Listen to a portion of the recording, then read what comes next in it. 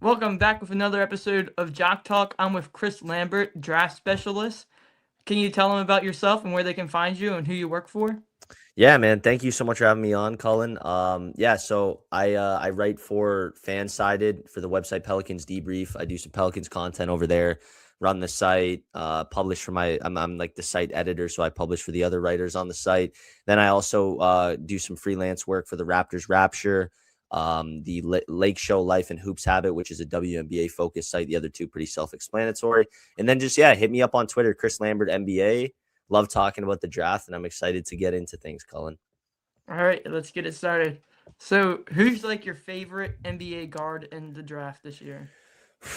That's an easy one, and anyone who does know me or does follow me should know this. It's LeBaron Philon. I don't think there's a more special, uniquely talented, swaggy, portable, like everything about him is just great to me. I don't know. You look at what he did in his freshman season at Alabama. He was off the ball. They had Mark Sears. He was a 3-and-D guard, and like he was still going to get drafted as a top 25 to 30 pick as that. Like he was averaging like 10 points. He was getting steals. He was shooting threes. He didn't really have the ball in his hands much.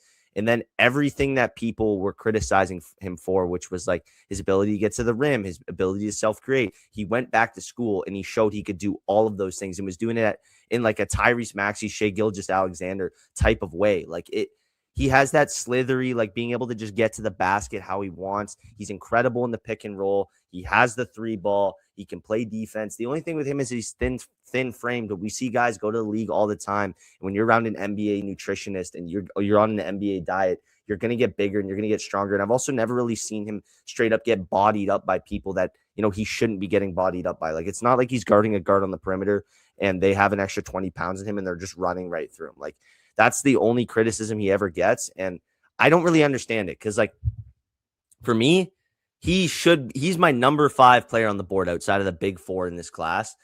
And I think he can be a franchise point guard for a team. And I'm on my timeline seeing Jordan Poole comps. Like, it's funny to me. Who's your favorite, though? Are you in a cuff guy? I feel like you're in a cuff guy. Yeah, like Darius Ah, Akoff.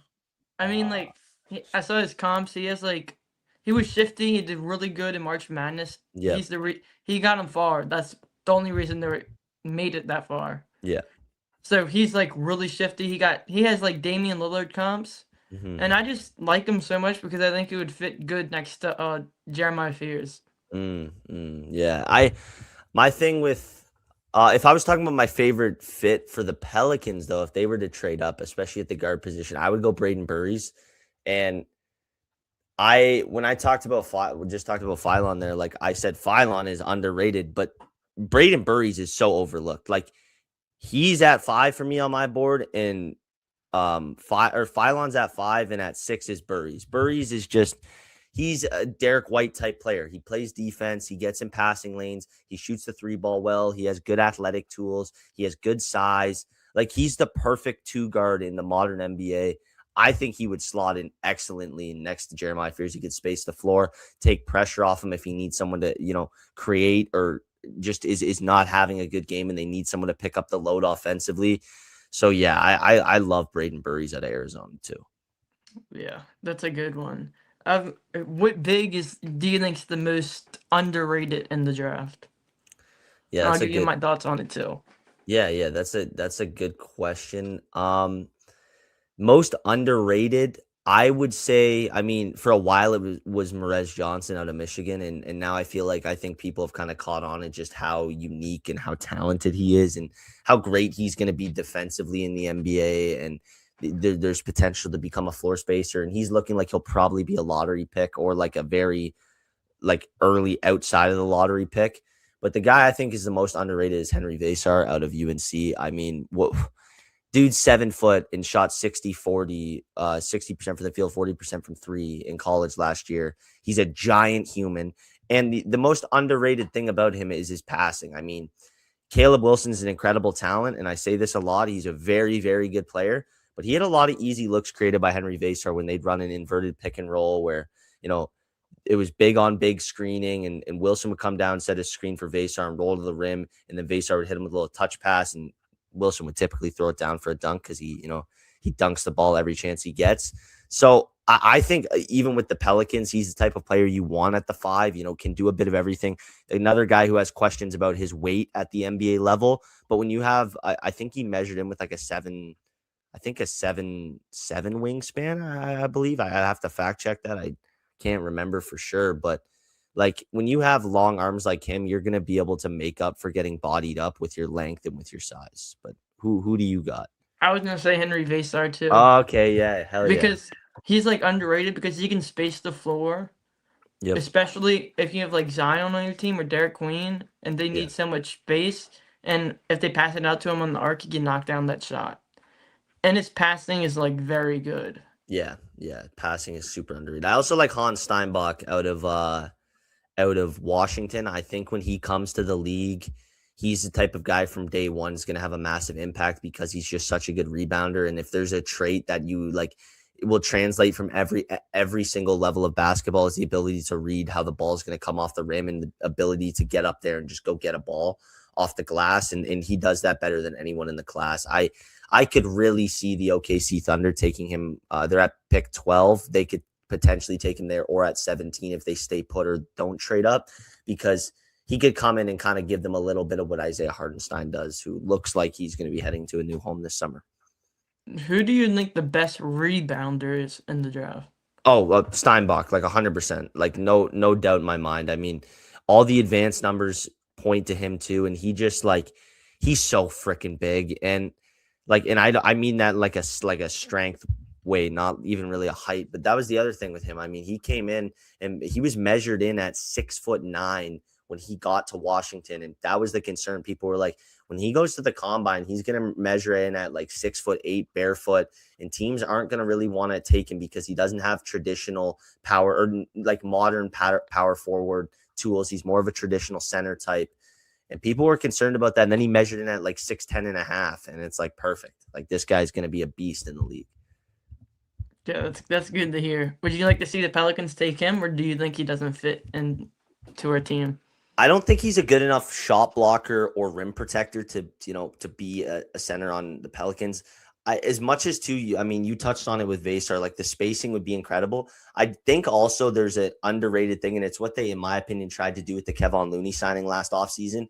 There's certain players who like aren't traditional floor spacers, but have the awareness of how to space out, even if they're still inside the arc.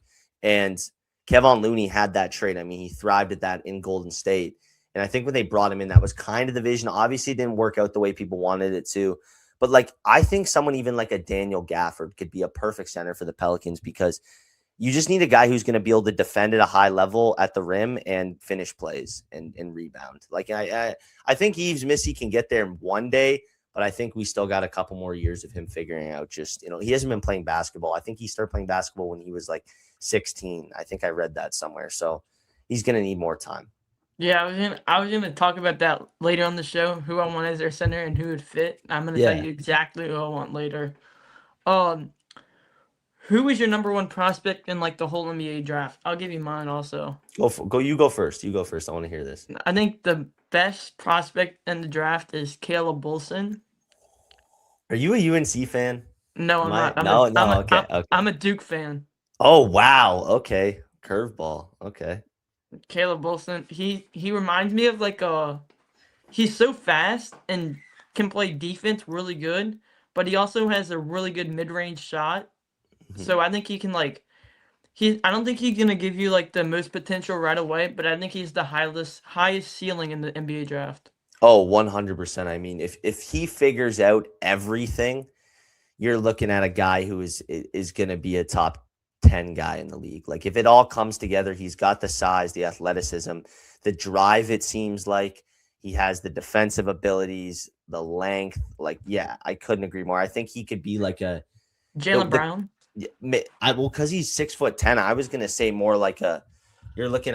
From my perspective, I'm looking at like a Kevin Garnett type of player, or a much bigger, more talented version of Scotty Barnes. Like I think when you look at what Scotty can do, Caleb and him have so many similar traits. It's just Scotty's 6'7". He's not 6'10". I mean, could you imagine if Scotty was 6'10"? That would be terrifying. Like that would be he's good enough as it is, but that would be ridiculous if he was 6'10", and that's the type of potential I think Caleb has. But I'm going a different route. I've felt this way for probably since like January, December.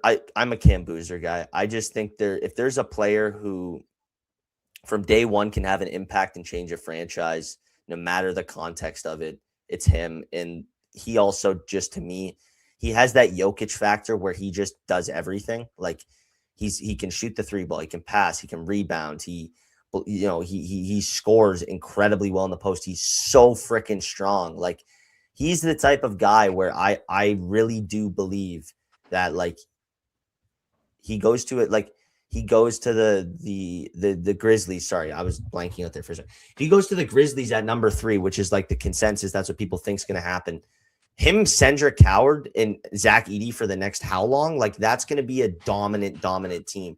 He's just such a special, unique talent, and I am also. I mean, the only two guys I've ever really flip flopped between it. Or sorry, I shouldn't say that because at certain points I've had all three of the top, the consensus top 3, the AJ, the DP, and the Cam Boozer, like flipping around. But I also like, this is not to throw shade at Darren Peterson or AJ Benson. Like I think out of the 3, I'm the lowest on AJ just because I just don't see the jump shot, and it scares the hell out of me if he can't figure out how to shoot the 3 ball. Is he just going to become one of those guys that you get to the playoffs and he just can't impact the game in the way he should because teams know exactly where he can score and where he can't? But Darren Peterson, I mean, I hope the health stuff gets figured out because he is ridiculous. Like I think it was Texas Tech this year where like he had that game where he was just hitting shots, just like I think he was like 0 for 5 the whole game, and then like he hit like 4 threes and just like won them the game. Like he's just a ridiculous shot maker and creator. So I love everyone in the top 4 though, and I really like you having Caleb at number 1. That's a very GM way of thinking. So who does Peterson remind you of the most in the NBA right now? The comp I always go to is a slightly larger Donovan Mitchell, but the comp I like for Darren more than like any comparison is a guy who you've never had the pleasure of watching. You've probably seen some of the highlights. I mean, I was super young when this guy was going around, but Brandon Roy, I think he's a lot like Brandon Roy. Brandon Roy was a freaky athlete who just could make space in a phone booth. Like he's just such a good creator, an elite shot maker, and just a guy who would have had such an incredible career if it didn't end in injuries. And I hope Darren doesn't go down the same path because that would be really sad. But yeah, I would say a larger Donovan Mitchell or a Brandon Roy. Yeah. All right. What do you think though? Like who? Give me some comparisons for the entire top 4. Oh, that's a hard one. AJ the Santa. If he can get his jump shot down, he reminds me of Kevin Durant. Okay, I like that because of that mid-range game. Mm-hmm. Yep, that's all he does. Then what's his name? Cam Boozer. Yep. Ooh, that's a hard one because he can like do so many things around the court. Right. And he's a power forward. Like you don't see many power forwards like that. No, you don't. What he can do. A team could literally build their entire offense just around giving him the ball and letting him do things. It's crazy. Maybe he reminds me of like a Zach Randolph, but better shooting. Okay, that's interesting. That's very interesting, actually. I always say like just a shorter Jokic. You know what I mean? Like shorter Jokic, yeah. Yeah. What do you think about Darren? If he can get to the foul line, people say he can remind them of SGA. Yeah, I struggle with that just because I think the way they score is so different. Like I think Shea is just so shifty and crafty. Yeah. It's more just like, okay, I'm just gonna go at you and I'm gonna shoot it over you, and I know how to make this shot, so I'm just gonna make it. You know what I mean? Yeah, you know who? It's a sneaky comparison. Keontae George out of Utah. Okay, okay, like a better Keontae George. I don't hate that. I don't hate that. Yeah, better Keontae It's George. funny because they're probably going to be teammates, right? So that's actually interesting. Do you think are you buying into the whole like do you think can't like who do you think's going to end up going number 1? You think it'll be AJ? Yeah, it's him. So Yeah, yeah. Who do you compare Caleb to? I said Zach Randolph, Oh, but I thought you were saying that for Boozer. oh yeah, that's what I meant. That's Oh, sorry. Boozer. Oh, Yeah, yeah. Caleb Wilson. I said Jalen Brown Right. Okay. Yeah, yeah, yeah. Yeah. because they both play really good defense. Yeah. Yeah. Yeah, he can be a top 10 player in the league easily. Yeah, if he figures it all out 100%. Very, very, very, very likely that like if he figures it out, there's a very high chance he, ends up being one of those guys. Yes. Who do you think the Pelicans should trade up for in the NBA draft if they I mean, do?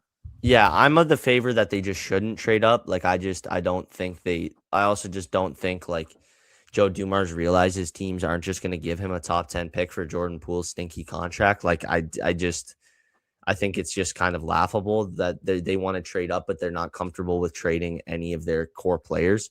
And the way I view it is last season, it was a team that was stuck between two timelines where it was like, do they want to be good? Do they want to be rebuilding? And they didn't look like they knew what the hell they were doing. And if you go trade for another top 10 pick, you're doing that exact same thing because from everything I've read and everyone I've talked to, like they want to be a playoff team next year. So it's weird to me. But if they were, I mentioned him earlier, Braden Burries, I think is the perfect player next to Jeremiah Fears. I think he's a great connective piece. And I think he would also just bring more floor spacing to the Pelicans lineup that needs floor spacing. What do you think about Mikhail Brown out of Louisville? I like him. I think he's a very exciting prospect. I think he has potential to be the fourth or fifth best guy in the class when it's all said and done. He is like he has the 40-inch vertical. He has the three ball. It's just about health and turnovers. He reminds me a lot of LaMelo Ball. But I just for the Pelicans, I just don't think I think it's a similar situation with Jeremiah where it's like I don't think they should overcrowd the backcourt. I think they should just let it be Jeremiah's and DeJounte's and let them figure it out. Unless you're going to get someone who fits more off the ball. And Mike Hill's more of an on the ball player to me. So if that's a good one.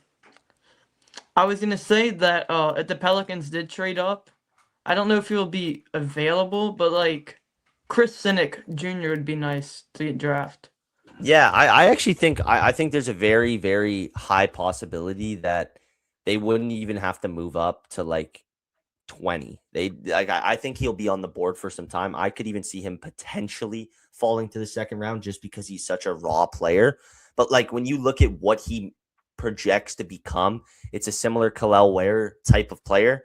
And that's the type of center many people feel the Pelicans need. So I could totally see that. I also, when it comes to trading up, I love the idea of trading up and getting Merez Johnson, but I think that price point is just too high at this point in time. Yeah, or Daymara. Yeah, he would be interesting too. Very interesting. I'd like to see how he fit around Zion and DQ. Yeah, because he doesn't. I mean, he could develop the outside shot. It's not really very encouraging right now, but yeah, like he's a very interesting player, especially because of his size and everything and his Yeah, passing ability. I actually got to see him play live this year. It was really fun. he did. Yeah, I went to there was a the March Madness round of 32 that was in Buffalo. I should have got to see Michael Brown too, but he was injured. But I saw the big three at Michigan. Yeah, it was sick. I got to see Ryan Conwell, who's a guy I think the Pelicans should target in the second round at 3-and-D, 6'2", 6'3" shooting guard out of Louisville. He's a really fun player, and he could just be a good connector off their bench. But yeah. It was sick. Mara's a freaking monster in person. Like he is just so huge. Like just Yeah. it's crazy. Yeah. Who do you think is the most overlooked player in the NBA draft? I've been really harping on the Braden Burry stuff, so I'll try to think of a different name here. From an overlooked stand, this is a good question.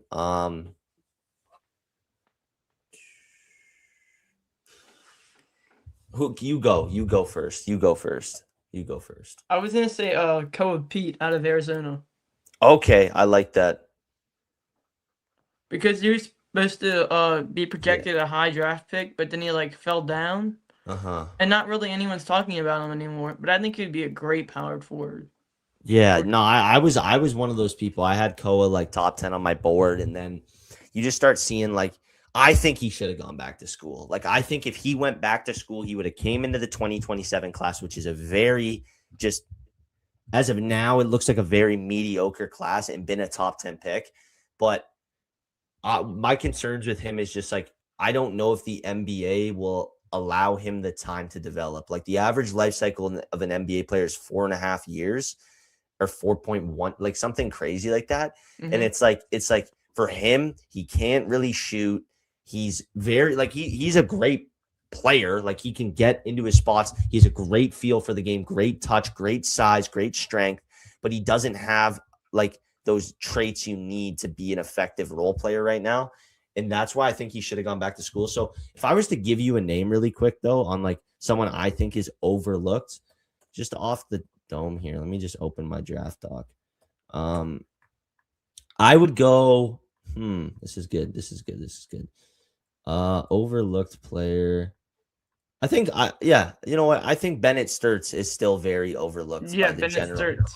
He's gonna be a really good NBA point guard, and I don't know if that means as a starter or what, but he's gonna have like a Malcolm Brogdon type of career where he's just a really good player that wherever he is, the team is going to be in a winning situation, and it's going to work for him.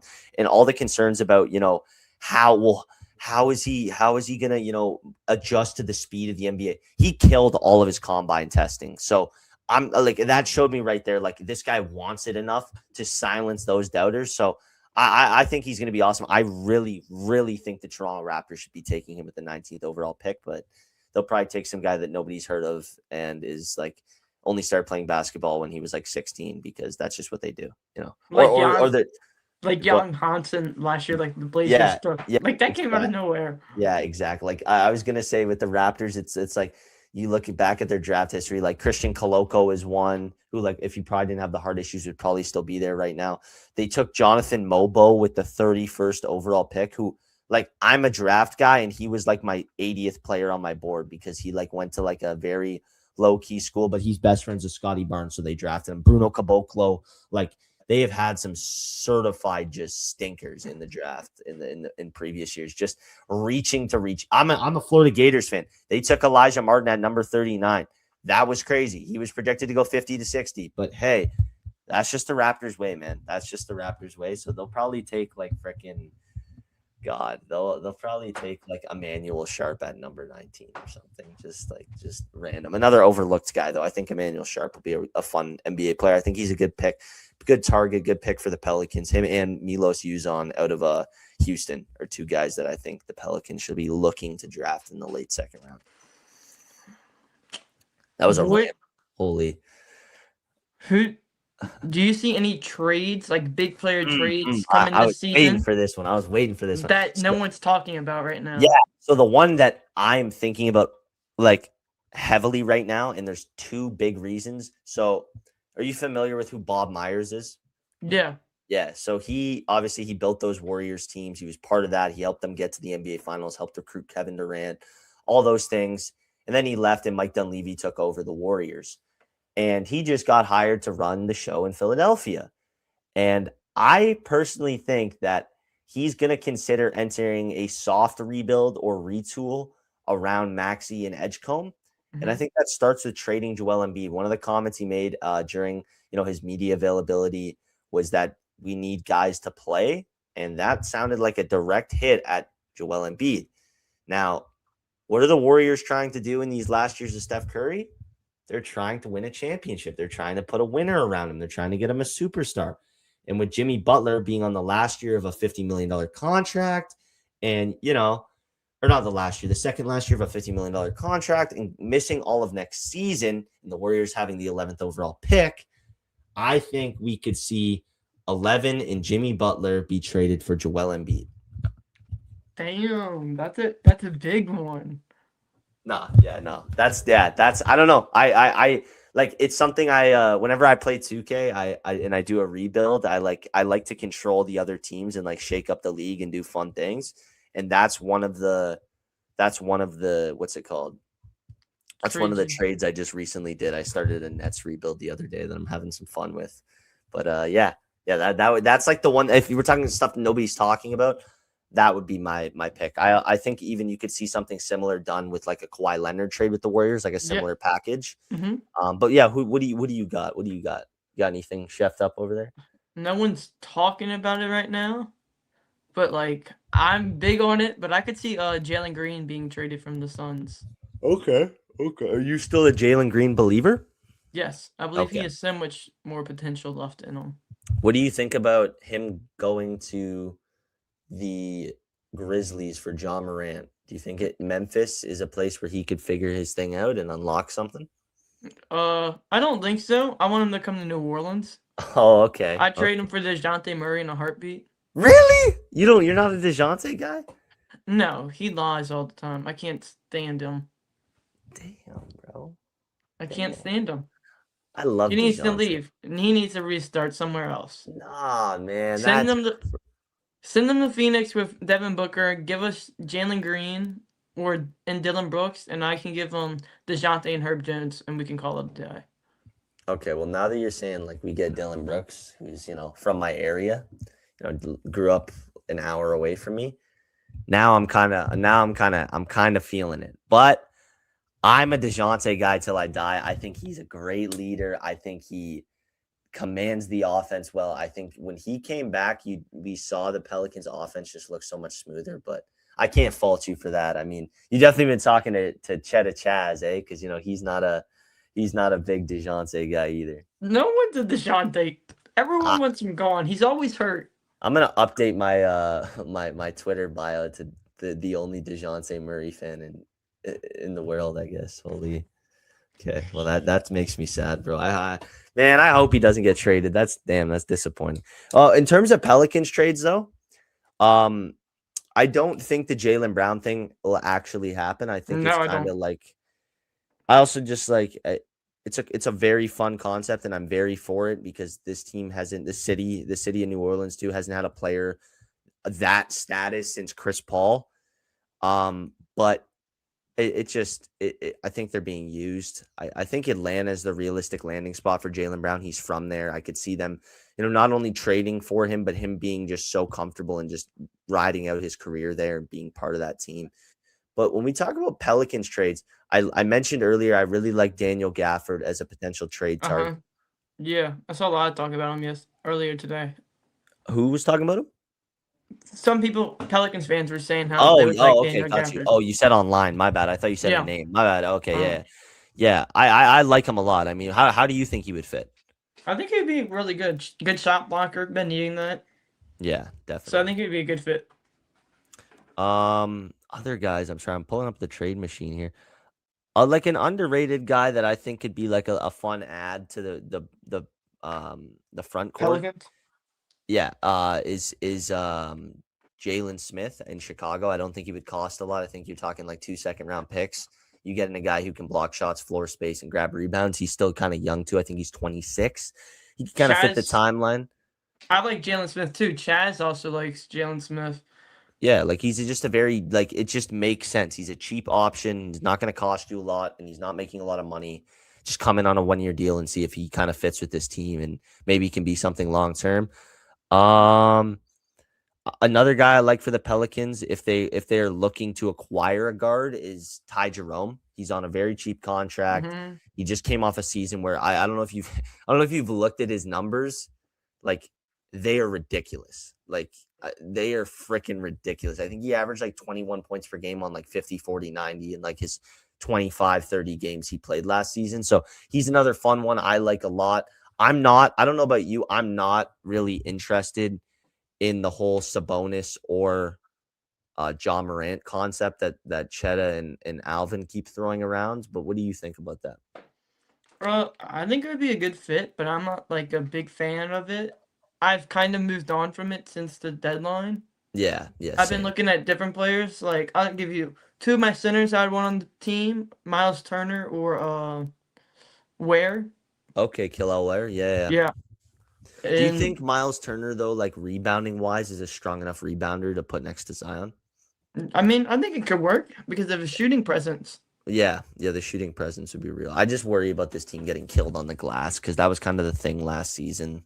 That's why I think like I'll go. Let's just go back to him, man. I seriously do think Daniel Gafford is the perfect center for this team. Like, If we traded Trey Murphy to the Pacers, I'd want like Aaron Nimhard and Neesmith in return. mhm. There's some really good players. I think they fit well with us. Yeah, gritty guys can shoot the three ball. Oh wait, yeah, bro. Wait a minute, because I saw that report. I haven't wrote anything about it yet. I got someone else to do it because I had some plans. I had some plans last night, so I couldn't get to it. But yeah, Trey Murphy to Indiana for what? Aaron Neesmith and Andrew Nimhard, and then like And a a couple pick. first and like a couple Yeah, first round. dude, that's a very interesting. I'm a big Andrew Nimhard guy. Another guy, grew up in my area. He's an absolute baller. His family's amazing. They're really cool, and they just like they live and breathe basketball. He's such a good player too, man. Like I believe. I mean, I don't think he would get to do it with the Pelicans because it wouldn't be his own team, but like I think he has a little Jalen Brunson like arc in his career to him. Like he could, if he went to a team that just needed a star point guard, he could be that guy. But yeah, he would be awesome in the backcourt with Jeremiah. That's fun, man. I haven't even thought about that yet. That's a great idea, Colin. Sorry. Yeah. It's actually crazy, bro. My one of my good friends from high school back in the day, he his name was Cullen. I never met anybody else named Cullen until now. So there we go. What? Yeah, that's cool. What do you think about if the Pelicans signed like Colin Gillespie to come off the bench? Yeah, I like Gillespie. He's a very like one of the most efficient players in the league. The issue with him for me is just his size. Like he's like 6'1", and he couldn't like towards the end of the season and stuff. You just saw with the Suns, it's hard to keep him on the court for an extended period of time because he can just get picked on so easily defensively. He's a very interesting player. He could be, depending on how much it would cost, like he would want free agency. I'd be open to seeing New Orleans sign him. Yeah. What direction do you think the Pelicans should take? Or rebuilding direction, on the cusp, or go for it all direction? I think just continue to like it seems like they're going to continue to just do the on the cusp. Now, if I had my say and I was running the show, I would tear the entire thing down and build around Jeremiah and Derek. But if we're being realistic, it doesn't seem like that's in the plans. They just hired Jamal Mosley. Joe Dumars wants to build a winner. So Yeah. I do think like realistically, it's like an on the cusp thing where they're just going to continue to develop these guys, continue to see who fits and who doesn't, and eventually, get up to a top 5 seed in the West one day. I also, the thing with the Pelicans too, like because it's a smaller market team, just being a playoff team adds so much value. Like, I mean, you can speak to this too, just being in New Orleans, like that year where they won 49 games or even like any of those years in the Willie Green era where they were trying to be competitive, at least like the city was buzzing about the Pelicans. Like people were just happy to be able to go to a game and watch good basketball. And I think Joe Dumars understands that. And I think that was kind of the vision when Gail Benson brought him in. But yeah, like what do you think though? Like, do you agree with that? Or do you think or do you agree with the direction they're planning on taking? Or do you think it should be a rebuild? No, I totally agree with the direction they're taking because I want a winning team. Everyone wants a winning team. We haven't had a winning team in a while. Mm-hmm. Like over the last 2 years, we had 47 wins total, and the year before that, we had 50 wins in 49 wins in one season. Yeah, everyone here doesn't want to lose anymore because the Saints have been losing, Pelicans have been losing. Yeah. It's time to return that and start winning, make the playoffs this year for both teams, and come out strong. That's that's where Joe should head. Turn the Pelicans around and make them a winning team this year. I really like I really like the Saints' future. Not to get off topic here, but I think they got an incredibly bright future. I'm a big Tyler Shuck guy, so yeah. Same. I have a question. Yeah, go for it. What do you think the biggest improvement of the Dumars era has been so far? So the thing I would say, like what people need to understand, and like I don't even know if this really answers the question, but like from an improvement standpoint, I think time is the improvement. Like I just the whole Derek Queen trade still, it just bothers me the amount of like negative attention that got because the Pelicans were still in a rebuilding like year. Like they weren't planning on, competing that season. And they traded away an unprotected first round pick. But again, you're trading the 8th overall pick in one draft for the 13th overall pick in another. And I know that process doesn't sound great, but like it is how it goes. Like it just is. It's part of running a team. And I think just the more time that Dumars gets, the more you're going to actually see his vision come through. Like the Jamal Mosley hire, I think is a great hire. I do think like if he wants to win, keeping Zion makes sense. Looking, to trade other guys makes sense. But I just think time is the thing that people need to just give this. Yeah, same. I think Joe's going for winning players this year. It's gonna make a lot of aggressive moves, so don't be surprised. I got told the other day that Troy's really big onto Jalen Green, so Oh yeah, where'd you hear that from? I can't say, but I got some. I know a person who knows a lot of people. So Troy's really big on Jalen Green. I wouldn't be surprised if they trade for like Asar Thompson and Isaiah Stewart either. Yeah, no, I would love to see that happen. The Pistons thing, that would be really cool. Yeah. So I wouldn't be surprised. I wouldn't like that, but if you added like Duncan Robinson into the deal, get some more shooting, okay, I'll be fine with that. And some picks, I'll be perfect with that. Yeah. But I could see him make a lot of big moves in free agency. I wanted to sign Luke Kennard, get some more shooting. I like that. So that's what I see from the Dumars. There's going to be a lot of improvement. He's going to be more aggressive than David Griffin was. Yeah, that guy is. Everyone should be happy at the direction he's going in right now. So, off topic here. How many times a week do you start a new Pelicans rebuild on 2K? Okay. I play a lot of 2K. I haven't played in like a week or so. Oh, really? Okay. I haven't played in a week. You know what I'm about to say? It's going to be mind-blowing. Yeah. Okay. I don't play with the Pelicans on 2K. What's your team typically? Or do you just rebuild like other, like do you just pick like a team one? I just pick it's so hard to pick, but I'm going to rebuild one again today, but it's so hard. I just try to go in order and pick the teams. Okay. Try to get through every team to rebuild. You should totally to test your GM knowledge. It's a fake thing because it's 2K. It's the most unrealistic game on planet Earth. But you should do a Pelicans off season with the moves you did, like the Jalen Green thing, and then sign Luke Kennard. That'd be fun. It'd be really fun. I always struggle with that too, though. Like I want to do a Pelicans rebuild, and then I'm like, bro, every other week I'm changing my mind on what the team should do, and I'm like, I get into the second day of playing the thing and just want to restart again. You know what I mean? Yeah. Yeah. What are your thoughts on Mosley hire? And I'll give you mine. You think they should have hired Mosley?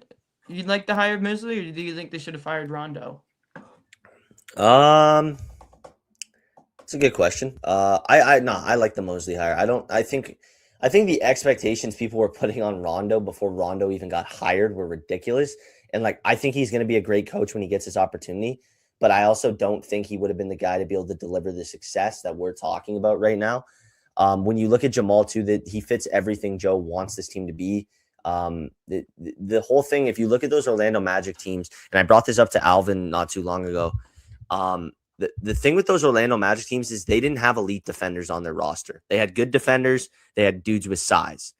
And Jamal Mosley got them to be a top 2 defense for back-to-back seasons because he's just such a player's coach, and he's on the sidelines as the 6th man pretty much in his stance, clapping and guarding from the sidelines. That fits the physicality, the defensive first mindset that Joe Dumars is trying to build in New Orleans. So I love the hire. I love the hire also. I've overgrown it. I didn't want him to hire him at first, but now I keep on thinking about it. Great hire by Joe Dumars. Yeah.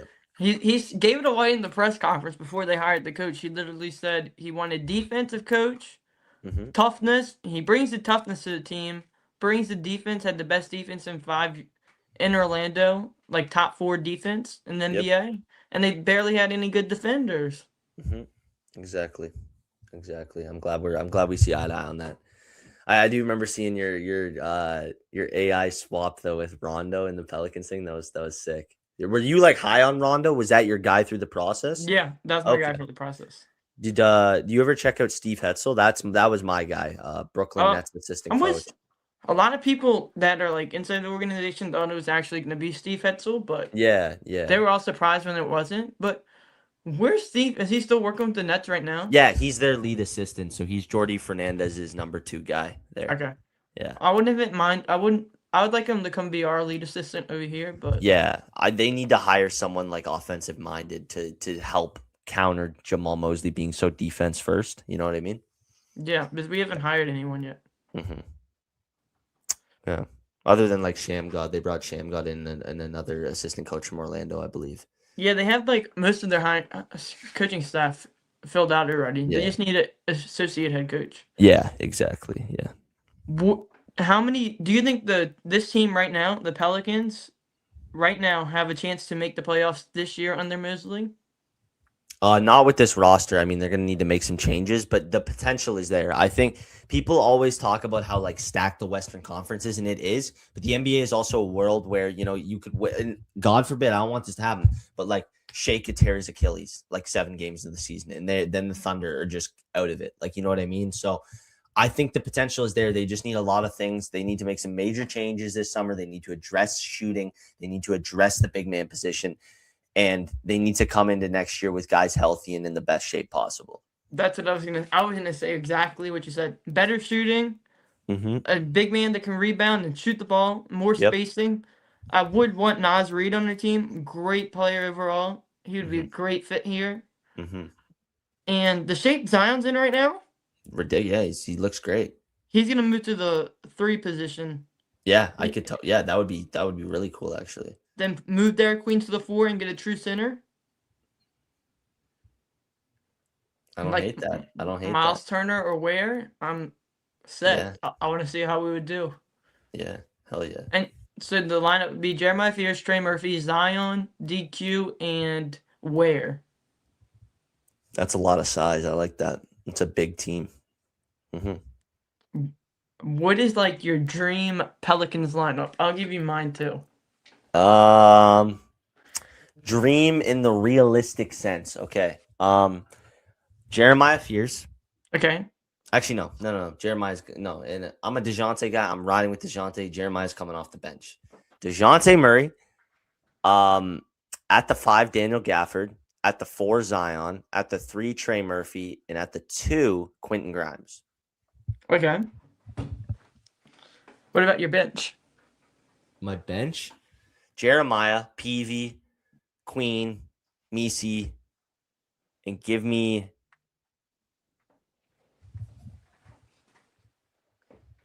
Luke Kennard.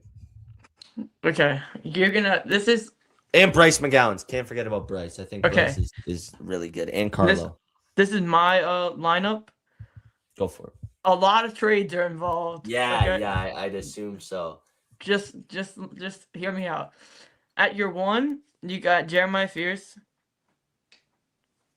At your 2, you got Jalen Green. At your 3, you got Dylan Brooks. At your 4, you got Zion. At your 5, you got Ware.